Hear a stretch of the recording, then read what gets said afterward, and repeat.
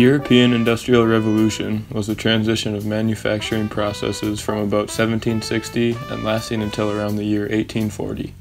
Because of a higher demand for products, companies had to figure out a faster, cheaper way to produce these products. They began using machines, chemical manufacturing, and iron production processes. The rise in the use of steam power led to new machine tools. The European Industrial Revolution made almost every product more affordable, especially for everyday people, because the increased rate of production caused prices to drop, and since more and more people were employed during this time, they actually had the money to purchase goods. All of these factors led to the rise of the factory system. The Industrial Revolution initially began in Great Britain, but it would eventually spread to the rest of Europe and the United States as well. The main reason factories were built was because of the increasing demand for goods due to an increasing population, and companies needed a faster and cheaper way to produce products. Richard Arkwright is credited with creating the first known factory. He built his factory near Cromford, England in 1771. His factory would change Great Britain forever. He began hiring workers to work in his factory, many of which were unskilled workers. They began producing goods at a much faster rate than before, but were still struggling to meet demands, so Arkwright hired more workers, over doubling his workforce. Unfortunately, a large part of every factory's workers were children, because they were able to squeeze into small spots to clean and repair machines. At the beginning of the Industrial Revolution, most factories were built very close to rivers because they used them as a source of power. As the revolution went on, however, people began to take advantage of the steam engine and steam power, so factories didn't have to be built right next to a river and could instead be built in already existing cities, where many people were desperate for any kind of work that they could find. Factories spread rapidly through Europe and across the Atlantic Ocean over the next several years, revolutionizing how goods would be produced for decades to come. People who found jobs in factories had a lot to be grateful for. Most of them had been unemployed for most of their lives, never able to put a good meal on the table for their families, but now they were finally bringing home a paycheck.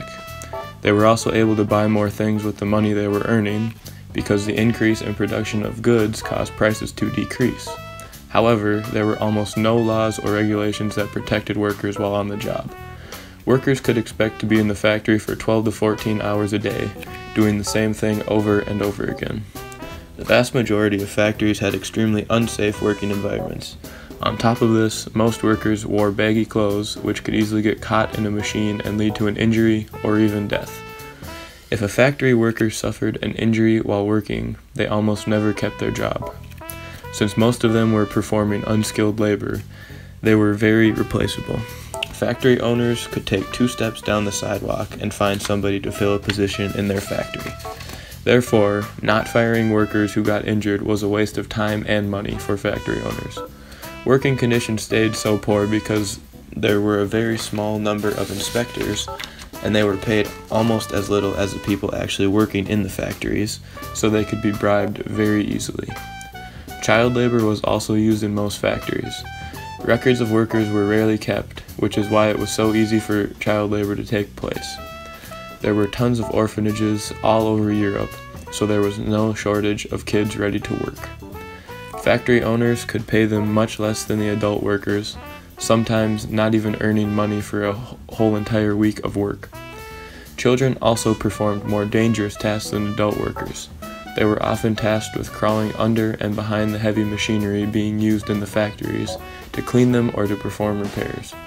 Outside of working, some factory owners treated their workers very well.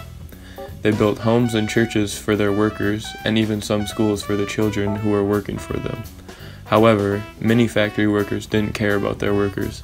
They thought they should just be grateful that they actually had a job, considering they had no real work skills.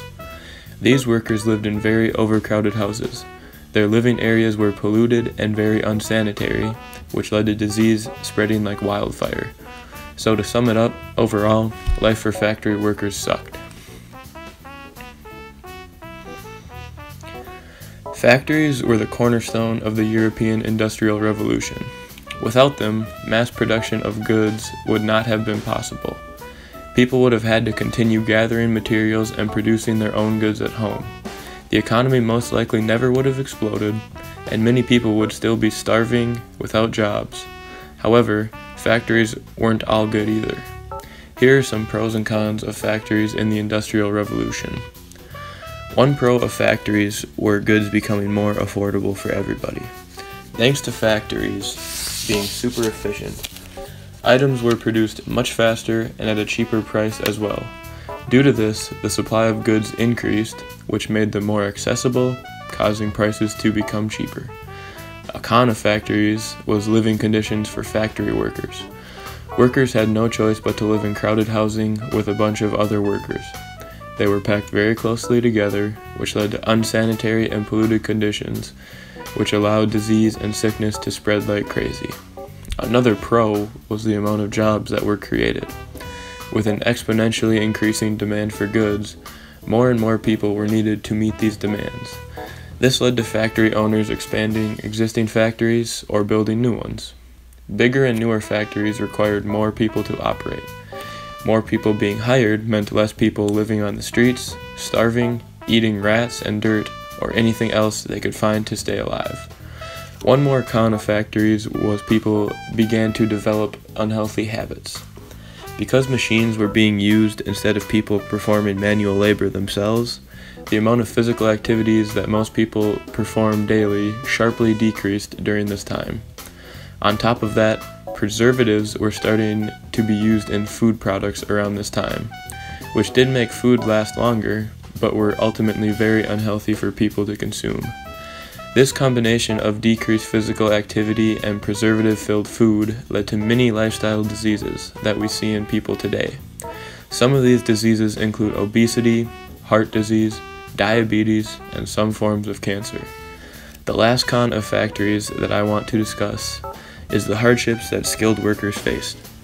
Before the Industrial Revolution began, the textile industry was filled with people who were highly skilled in their profession.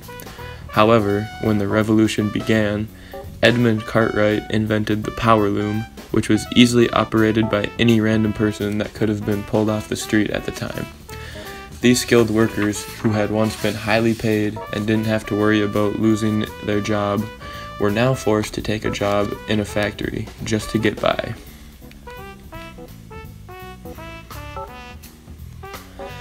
In conclusion, the European Industrial Revolution would have taken much longer or might not have even happened without the help of factories. Companies wouldn't have been able to keep up with the high demand of their products, which would have led to super high prices instead of even cheaper prices. Many people never would have found a job at the time, even if their work was unsafe with little job security once they did find a job. Factories played a vital role in the success of the European Industrial Revolution, along with every other industrial revolution around the globe, and they continue to play a huge part in today's economy and will continue to do so until the end of mankind.